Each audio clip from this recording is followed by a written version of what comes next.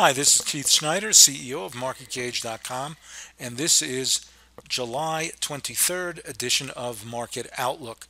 So first of all, let's take a look at the market action. Sort of interesting here. We eked out new highs in a number of the indices. So the first thing I want to highlight here is you got a little bit of a gap down on Friday in the Dow, and we closed basically just at or above our 10-day moving average. So one of the things you really don't want to do is actually have this thing take out the low from about 4 days ago. That's a fairly important level, because that would mean that this breakout in here to new highs under attack, and if it takes out that, it would also start attacking the big gap up as well. Now, overall, though, you can't really argue about the overall trend, right? Our 10-day above the 50, above the 200 in IWM, but what has happened is we definitely have a channel, and this goes all the way back at least 8 months or so, where we haven't been able to break out to the upside of that upper end of the channel. So even though we closed well, we really haven't been able to clear that upward resistance. So where the Dow had been leading right up through in here was sort of failing. IWM, basically the momentum, as you can see, this is our real motion indicator, really hasn't been able to get going with much strength.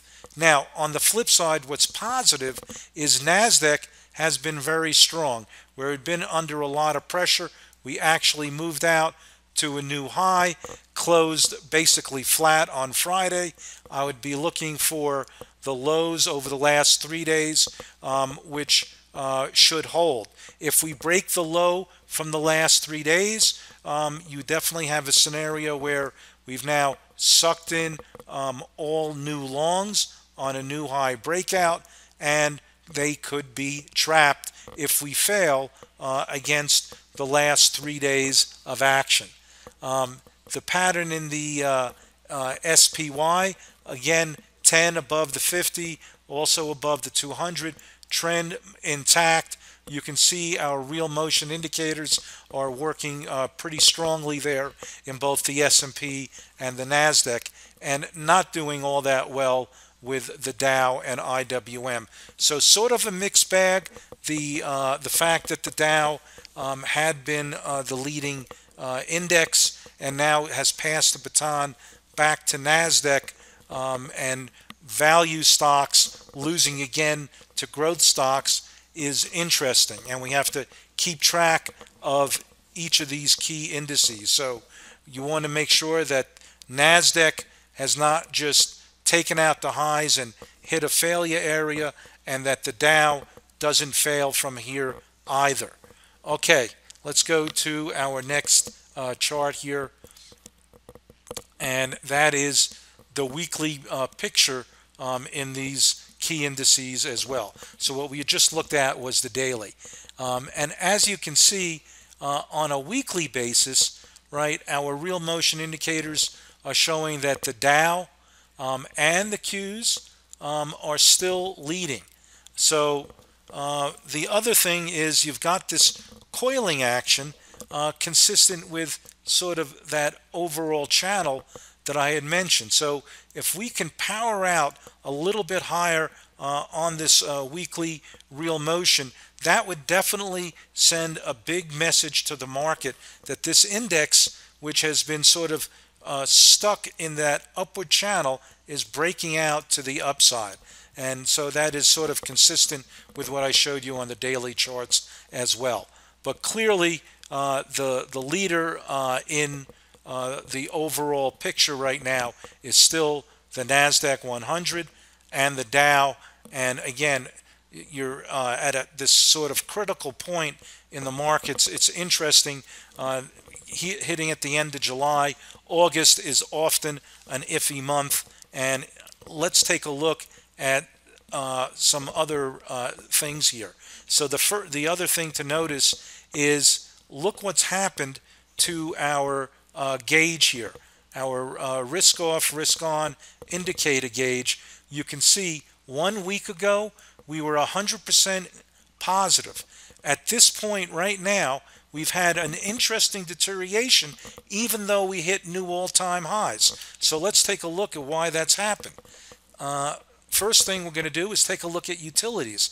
So if you look at our triple play indicator here, you can see right now that we've broken down, that utilities are gaining on the S&P and broke down beneath this key reference point here, that black moving average. And we're sitting just above our longer term indicator as well. So right now, on a short-term basis, our gauge definitely took a turn for the worst, with S&P underperforming that critical indicator there, our triple play, definitely failing the shorter term indication.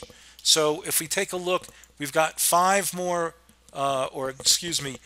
more indicators of key relationships in the market. And this is one of the powers of Big View now, is that we've added these particular charts, and they are really good intermarket relationships that are critical to the health of the overall market. So relative to bonds, the S&P still holding up. We lost a little bit of steam, but still in a positive area. Now, the other thing to note here is that high yield debt versus bonds have definitely lost steam and also turned negative.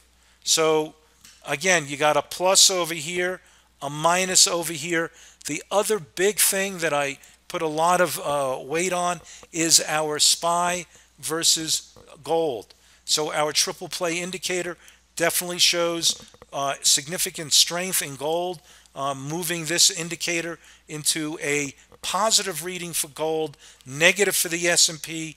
That's definitely a minus. The other is that looking at lumber, which is the wood ETF, relative to the gold, tells you about the health of the overall construction business. And you can see that's still holding up. It's a positive. Lost a little steam because of the relative strength of gold for the week, but that's still a positive. So hence, you can see why our gauges definitely are looking a bit weaker, or quite a bit weaker from a week ago.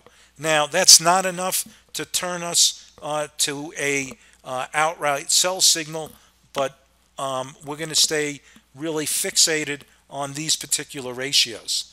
Now, what's also interesting is taking a look at the sectors here.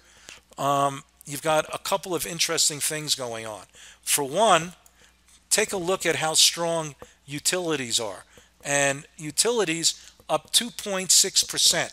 So in a week where the S&P is up 0.5, the strongest sector across the board, utilities, generally not a good sign. That's a risk-off indicator.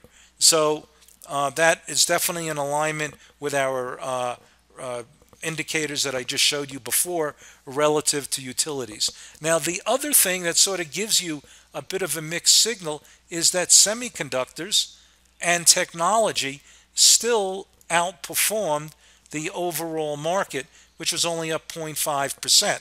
So what you have here is a mixed bag, right? Risk-off indicators doing the best, and our leading sectors still outperforming the underlying performance of the overall market. And of course, infrastructure plays and transportation under a lot of pressure as well.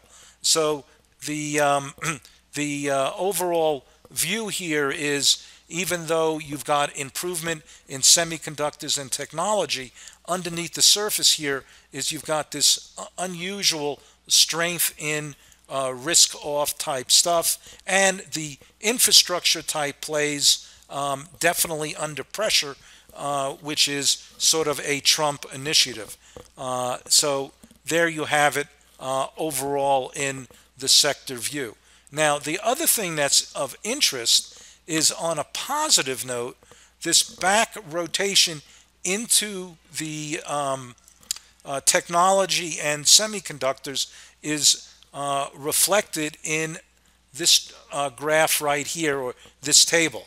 The NASDQ 100, which had been under massive distribution, actually put in now 6 accumulation days and no distribution days over the last 2 weeks. So over the last couple of weeks, you've got a lot more accumulation than distribution days, and that is a big positive. So year to date, you can see NASDAQ up 21%, really on fire, and that Russell sort of dragging its feet here, stuck in that channel. So we really want to see this thing pick up and move to the upside, breaking out of that upward channel. All right, so just taking a view overall in the markets on a global basis, let's see what's happening. Okay, well, first of all, as you can see, on Friday, the biggest performer was gold. And guess what? We actually moved up very, very nicely into a bullish phase. Now, silver for the week regained some of its momentum here, although it's still relatively weak. Right, over the last 6 months, it's down, but interesting, up 3.4% for the week. Gold up 2%. That's definitely worth noting, and this upgrade to a bullish phase, definitely worth noting, along with that deterioration of the overall indicators, of which it's one of them. So there you have the overall big picture. The other thing to note is that Mexico, which had been really hit hard with Trump really going after the whole Mexican border thing, and it's now one of the strongest performing country funds out there. Over the last 6 months, it's up 34%. Over the last 5 days, it was up positive. It's acting extremely well. Again, South Korea also putting in a pretty good 5-day return as well. So there's your bigger picture. We're watching that gold, emerging markets, Mexico, definitely strong. All right, that's it for now. See you next week. Stay frosty. Come back to this this particular page here. Keep track of these gauges. That's really important. What you don't want to see is, over the next couple days, this moving more into the red zone and staying there. So this is a very powerful and worthwhile endeavor for you to stay on track of the overall markets, looking at these key relationships and this gauge which distills them. All right, see you next week, and bye for now.